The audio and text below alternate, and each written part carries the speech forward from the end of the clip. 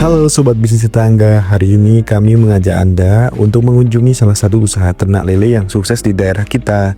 Kami akan berbincang langsung dengan pemiliknya untuk menggali kiat-kiat sukses dalam mengelola bisnis ini.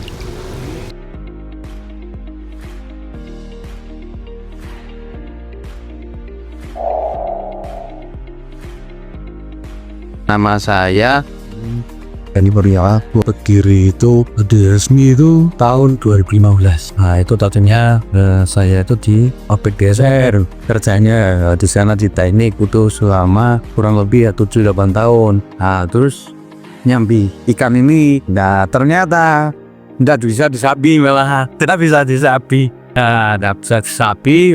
Waktu itu kebetulan sering cuti, ketam sering licik, nggak enak tuh. Nah terus kayak mengajukan resign, jadi menunggu ini tadinya yang 5 kolam atau 7 kolam ya, 7 kolam. Terus 2018 itu sudah 25 kolam. Covid itu sudah sekitar 50 kolam.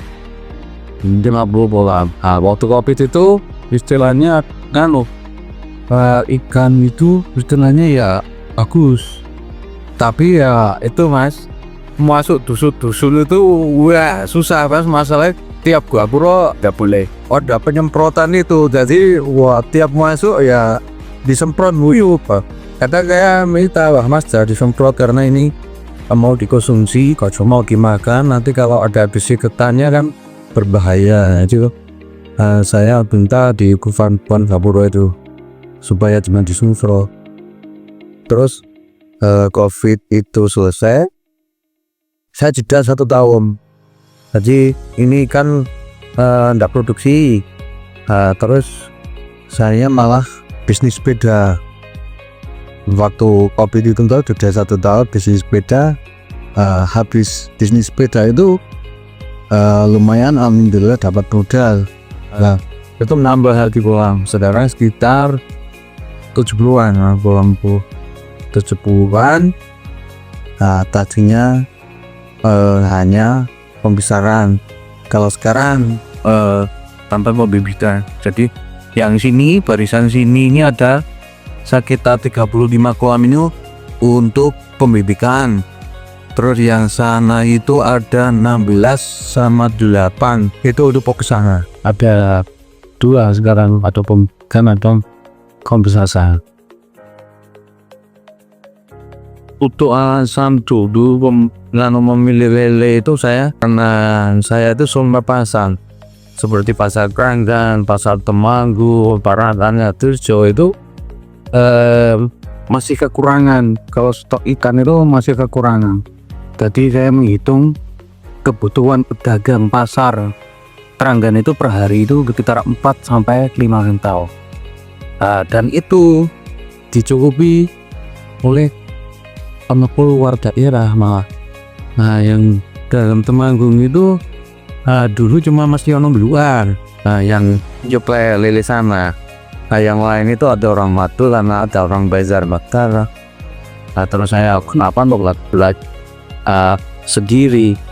Kalau membuat sendiri ya nanti bisa langsung dipasarkan pedagang pasar itu, dan usulannya harganya lebih tinggi karena tidak lewat penukun lah itu. Terus saya membuat pembesaran. Nah pembesaran tentunya saya itu seperti Wonolopo Mbak sana tuh bersama sempat pasar Tembara, Paraan, Tirjo sampai Keranggan. Nah ternyata udah lama-lama itu istilahnya stok itu kan tiap kalau pedagang itu mintanya kontinu harus tiap hari ada, sedangkan kapasitas sini paling itu sebulan sekali. Nah karena tidak bisa memulai pasar, itu hanya istilahnya kalau MOU-nya ya kesanggupannya itu kalau ngirim atau ngasih hasil panenan itu sebulan sekali.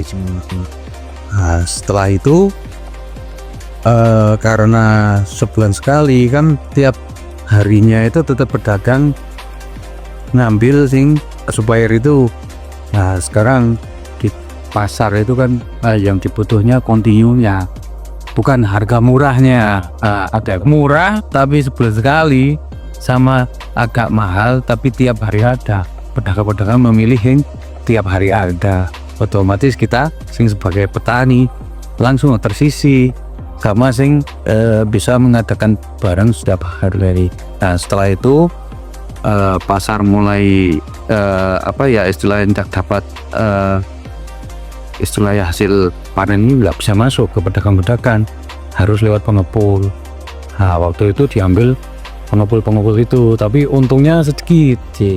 Nah untungnya sedikit, per kintal itu hanya sekitar untuk pakan full peler itu 200 sampai 300 ribu untungnya itu. Kita karena di kos produksi itu kita juga membeli bibit. Nah, itu karena bibitnya juga istilahnya kosnya lumayan. Nah, Kedua pakan itu juga kosnya paling tinggi ya. Terus untuk menekan kos itu kita coba membibitkan sendiri. Untuk proses pembibitan itu nanti kita dari pemilihan untuk pemilihan induk, jantan dan betina. Nanti kita pilih betina yang sudah siap untuk dipijahkan. Ciri-cirinya seperti apa nanti.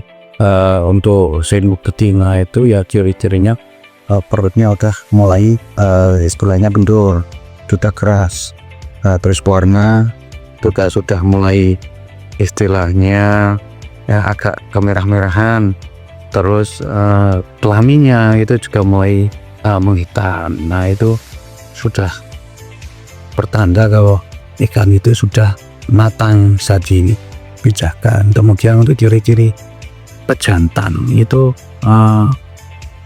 kelaminnya juga hitam, agak membesar. Itu biasanya agresif pejantan. Kalau malam kayak kayak berantem itu. Sudah waktunya dipijahkan tapi belum dipijahkan ya agresif sekali. Misalkan kalau pas di koras itu disentuh aja siripnya itu naik. Itu ciri-ciri kalau sudah siap. Setelah itu kita ambil betina satu, pejantannya satu.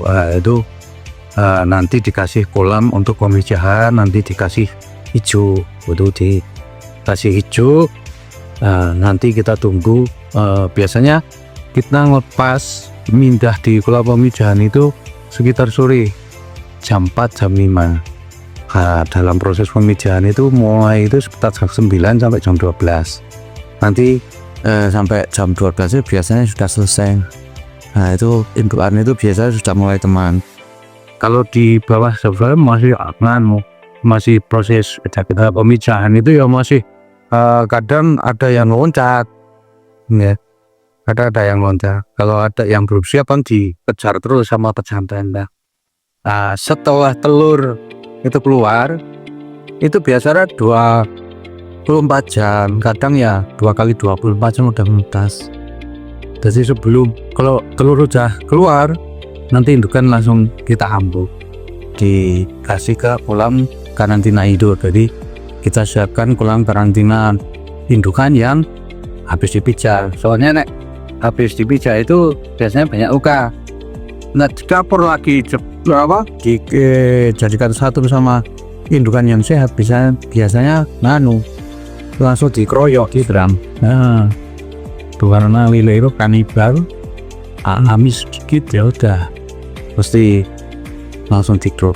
Biasanya saya kasih ke kolam karantina di biru. Nanti 1 minggu atau 10 hari kita lihat white nya itu sudah sembuh blur. Kalau udah baru kita ambil, dimasukkan lagi ke kolam indukan lagi.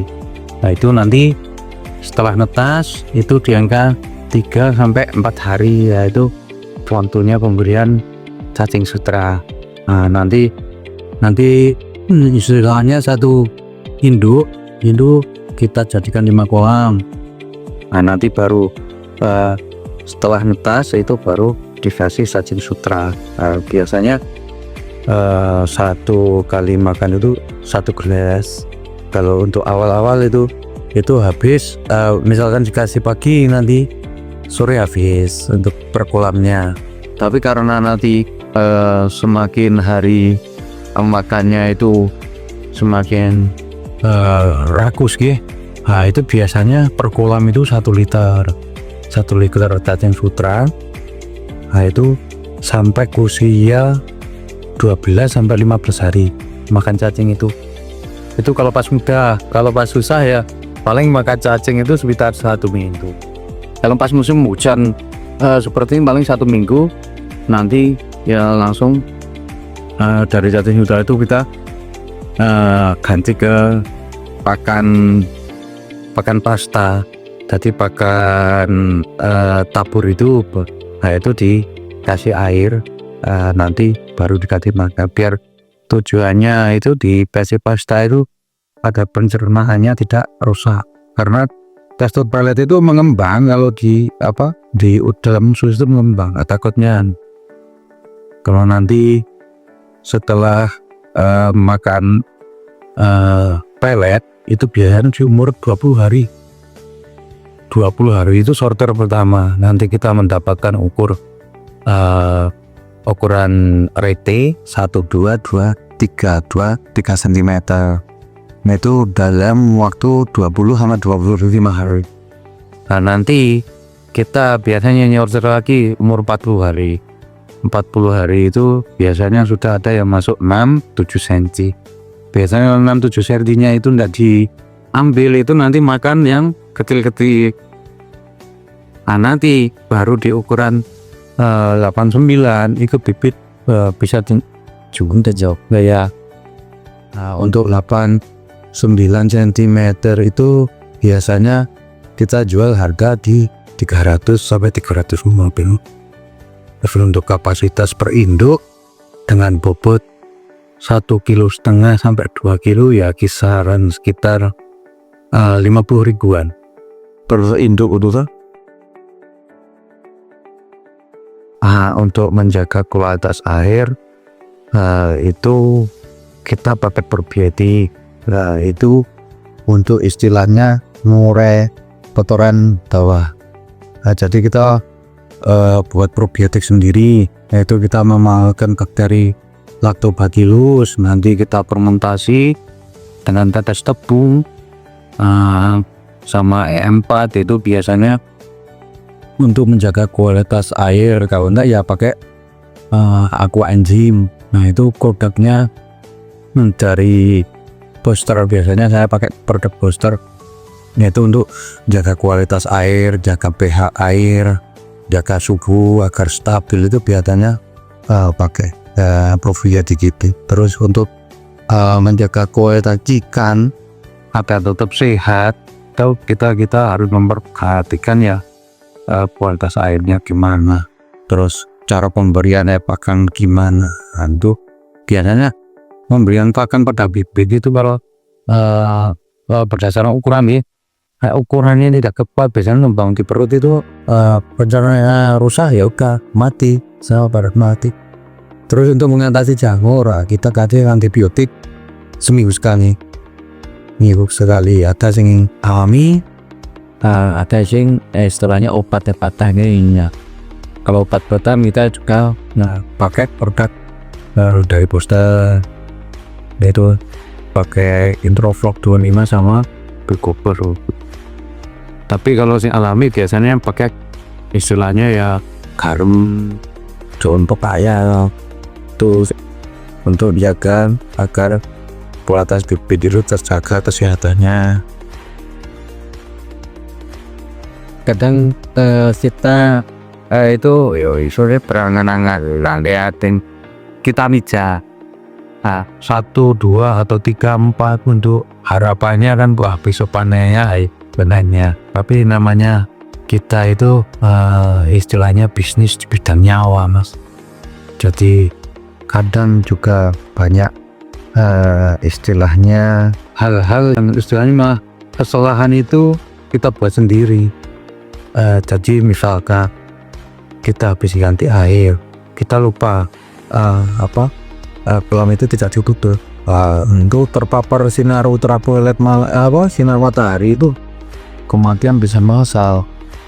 Nah itu terus waktunya ganti air tapi kita memang belum sempat atau debit airnya kurang. Nah itu kadang juga menjadi istilahnya penyebab kematian massal. Jadi kadang human error itu juga sering mempengaruhi akun kita itu udah lama, kadang juga teledor atau setledor ya. Kadang ya itu sering muncul itu seperti itu. Tapi kalau istilahnya kalau target ya alhamdulillah lah masuk. Ya sering jadi hambatan ya cuma itu, kadang kita teledor. Dua sumber dana ya. Jadi sumber dana itu memang misalkan ini itu sekitar ada 4 indukan, ini sekitar ikan 200 ribuan. Ini pakan itu per hari 2 sak. Kadang kita kendala di modal, ingin cepat besar tapi suplai pakannya kadang kesing kurang jadi kita ngirit-ngirit. Yang penting jalan ikan enggak guru besar tuh. Nah itu biasanya kendalanya itu di modal, kadang ya juga human error. Kadang kita itu ya tahu nanti panasan ya pada mati gitu ya tahu dan tapi kadang Muka enggak apa-apa begitu lah. Nah untuk pemasaran sini karena sudah lama ya, jadi pelanggan petani pembesaran lele itu banyak. Di samping itu memang pemain lele itu kan banyak sekali. Jadi tiap misalkan di grup-grup budidaya itu tiap kita posting bibit lele itu sing banyak banget. Iya. Jadi istilahnya untuk pemasaran alhamdulillah tidak ada kendala. Nah jadi kadang kita malah kurang barang, jadi kita ngambil ke teman-teman yang lain. Misalkan upur 7, 8, 9 kita kekurangan, nah, itu diambilkan di teman. Nanti istilahnya bagi hasil sama teman. Istilahnya kalau di lokalan teman lo biasanya itu banyaknya yang ngambil, tapi misalkan memang terkendala waktu atau petani itu tidak ada armada untuk ngambil karena jumlahnya banyak ya, kita sing ngirim ke sana. Nanti biasanya ikan itu kita kirim sampai kolam, biasanya kita sampling nanti 500 ekor, nanti kita kasih angsion 25 ekor, nanti kita timbang misalkan ukuran 79, nanti 500 ekornya itu sekitar ketemu 4 kilo. Nanti baru kita timbang. Itu 500 ekor ada sesuai kebutuhan pesanan. Nanti kita bisa pakai tong atau toren itu untuk pengiriman kalau jumlahnya memang banyak. Tapi kalau sedikit kita bisa pakai chicken kecil itu pakai kantong plastik papernya, tapi disesuaikan cara. Kalau caranya jauh ya kita minta uang transport. Suhu sama kualitas air. Nah di daerah sini itu banyak mata air itu memang dari resapan dari bukit-bukit itu ya. Nah itu kan kalau musim penghujan itu banyak airnya, tapi pH-nya itu istilahnya kecil. Jadi hanya sekitar kalau air baru diambil itu 5,5 sampai 6,5 itu enggak sampai 7, enggak sampai. Jadi kita harus punya Pak Tandon dulu. Jadi kita sedot, kita kasih ke Pak Tandon, nanti baru 2-3 hari kita cek pH-nya sudah bagus, baru bisa kita alirkan ke pulau-pulau. Kalau langsung banyak kan campuran. Oh iya, banyak kan campuran hidup biasanya.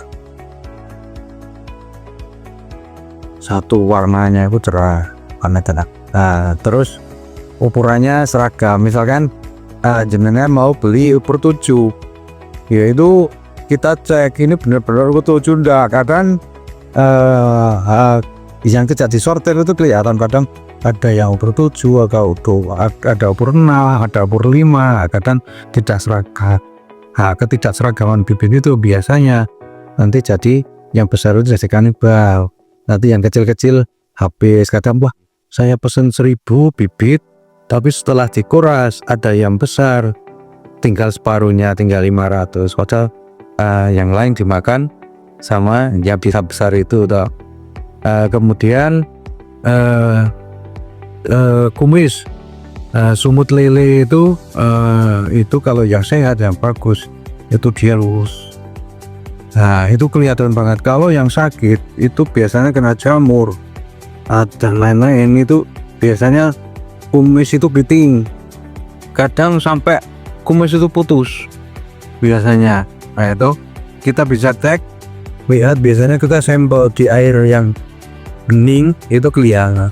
Kalau ikan sakit itu ya badannya aja kelihatan banyak luka, terus kumisnya keriting, kadang protol, terus warnanya itu pucat, tidak agresif, hanya gantung. Itu biasanya ikan lele yang kurang bagus, tidak sehat seperti itu. Tapi kalau yang sehat warnanya cerah, bentuk tuburnya bagus, secara visualnya seperti kumisnya juga lurus. Itu biasanya ikannya insya Allah sehat. Tuh kalau untuk memilih ikan lele itu sudah cukup. Jadi kalau genetik itu biasanya tidak pengaruh. Kadang ada jenis sangkuria, mutiara, nanti ada piton, burma, dan lain sebagainya. Jadi jenis itu genetiknya itu nggak pengaruh. Yang mempengaruhi itu protein pakan. Jadi jenis lele itu macam-macam, tapi kalau memang protein makannya kurang ya tetap aja nggak besar. Terima kasih telah menyaksikan liputan kami. Jika Anda tertarik untuk memulai usaha serupa atau ingin berdiskusi lebih lanjut, jangan ragu untuk menghubungi kami di 0895 3093 3281. Jangan lupa untuk like, komen, dan subscribe channel Bisnis Tetangga agar tidak ketinggalan informasi bisnis inspiratif lainnya. Sampai jumpa di konten berikutnya.